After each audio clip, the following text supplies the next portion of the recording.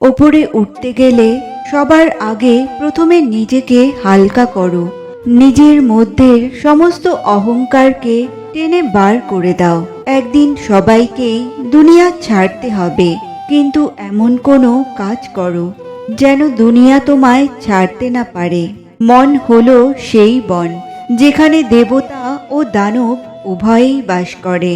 সোনার দাম বেশি হলেও তা কোনো নিত্য প্রয়োজনীয় কাজের জিনিস না, আর কয়লার দাম কম হলেও সেটা ছাড়া দুনিয়া চলে না।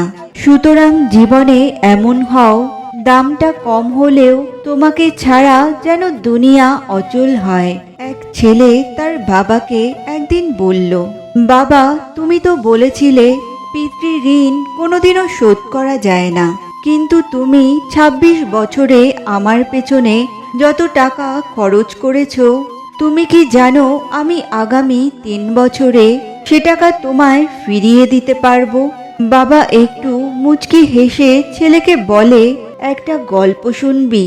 ছেলে কিছুটা অপ্রস্তুত হয়ে গেল, নিচু স্বরে বলল, হ্যাঁ শুনবো। বাবা বলতে লাগলেন, তোর বয়স যখন ৪, আমার মাসিক আয় তখন ২০০০ টাকা।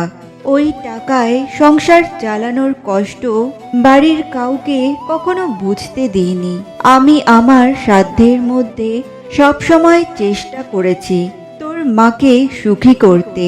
তোকে যেবার স্কুলে ভর্তি করলাম সেবারই প্রথম আমি আর তোর মা পরিকল্পনা করেছি আমরা তোর পড়ার খরচের বিনিময়ে কি কি ত্যাগ করব। সে বছর তোর মাকে আমি কিছুই দিতে পারিনি। এরপর তুই যখন কলেজে উঠলি আমাদের অবস্থা তখন মোটামুটি ভালো, কিন্তু খুব কষ্ট হয়েছিল যখন তোর মা খুব অসুস্থ হয়ে পড়ে। ওষুধ কেনার জন্য রোজ রোজ ওভারটাইম করে বাসে চড়ে পায়ে হেঁটে ঘামে ভিজে বাড়ি ফিরতে খুবই দুর্বিষহ লাগতো, কিন্তু কখনো কাউকে বুঝতে দিইনি, এমনকি তোর মাকেও না। তাই একদিন শোরুম থেকে একটা বাইক দেখে আসি। সে রাতে আমি স্বপ্নেও দেখেছিলাম আমি বাইকে চড়ে কাজে যাচ্ছি, কিন্তু পরের দিনই তুই বায়না ধরলি ল্যাপটপ কেনার জন্য। তোর কষ্ট আমায় কষ্ট দেয়, তাই আমি তোকে ল্যাপটপটা কিনে দিয়েছিলাম। আমার তখনকার ১ টাকার মূল্য তোর এত টাকার কাছে ১ পয়সা মাত্র। কিন্তু মনে করে দেখ, ওই টাকা দিয়ে তুই বন্ধুদের নিয়ে পিকনিক করেছিস, পার্টি করেছিস, ব্র্যান্ড নিউ মোবাইলে হেডফোন কানে লাগিয়ে সারা রাত গান শুনেছিস, ট্যুর করেছিস, কনসার্ট দেখেছিস। তোর প্রতিটা দিন ছিল স্বপ্নের মতো। আর তোর ১০০ টাকা দিয়ে আমি এখন সুগার মাপাই। জানিস আমার মাছ মাংস খাওয়া নিষেধ। বল তবে কি করে এত টাকা খরচ করব? তোর টাকা নিয়ে তাই আমি কল্পনার হাট বসাই। সে হাটে আমি বাইক চালিয়ে সারা শহর ঘুরে বেড়াই, বন্ধুদের নিয়ে সিনেমা দেখতে যাই, তোর মায়ের হাত ধরে তাঁত মেলায় ঘুরে বেড়াই। পুরুষ থেকে পিতা হতে আমার কোনো কষ্ট হয়নি, সব কষ্ট তোর মা সহ্য করেছে। কিন্তু বিশ্বাস কর, পিতা থেকে দায়িত্বশীল পিতা হবার কষ্ট একজন পিতাই বোঝে। যুগে যুগে সব ক্ষেত্রে মাতৃবন্দনা হলেও পিতৃবন্দনা কোথাও দেখেছিস? পিতৃবন্দনা আমি আশাও করি না। সন্তানের প্রতি ভালোবাসা কোনো পিতা হয়তো প্রকাশ করতে পারে না, তবে কোনো পিতা কখনোই সন্তানের প্রতি দায়িত্ব পালনে বিচ্যুত হয় না। আমি তোর পেছনে আমার যে কষ্টার্জিত অর্থ ব্যয় করেছি তা হয়তো তুই ৩ বছরে শোধ দিতে পারবি, কিন্তু যৌবনে দেখা আমার স্বপ্নগুলো, যে স্বপ্নের কাঠামোতে দাঁড়িয়ে তুই আজ তোর ঋণ শোধের কথা বলছিস, সেই স্বপ্নগুলো কি আর কোনোদিন বাস্তব রূপ পাবে?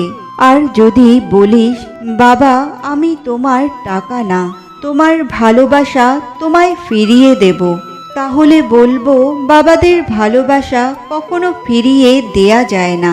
তোকে একটা প্রশ্ন করি, ধর তুই আমি আর তোর খোকা তিনজন এক নৌকায় বসে আছি। হঠাৎ নৌকাটা ডুবতে শুরু করলো। তুই যে কোনো একজনকে বাঁচাতে পারবি। কাকে বাঁচাবি? ছেলে হাজার চেষ্টা করেও এক চুল ঠোঁট নাড়াতে পারছে না। তা দেখে বাবা বললেন, উত্তর দিতে হবে না। ছেলেরা বাবা হয়, বাবা কখনো ছেলে হতে পারে না। পৃথিবীতে সবচেয়ে ভারী জিনিস কি জানিস? পিতার কাঁধে পুত্রের লাশ। আমি শুধু ঈশ্বরের কাছে একটা জিনিস চাই, আমার শেষ যাত্রায় যেন আমি আমার ছেলের কাঁধে চড়ে যাই।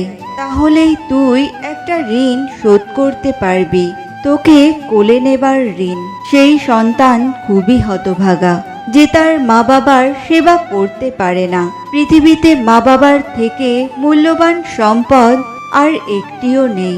পৃথিবীতে সব চেষ্টা করুন, কিন্তু অসম্মান নিয়ে কোনো সম্পর্ক টিকিয়ে রাখার চেষ্টা কখনো করবেন না। 1000 টাকা দামি উপহারের চাইতেও একটু সময় আর একটু কেয়ারিং ভালোবাসা মানুষের কাছে অনেক বড় উপহার।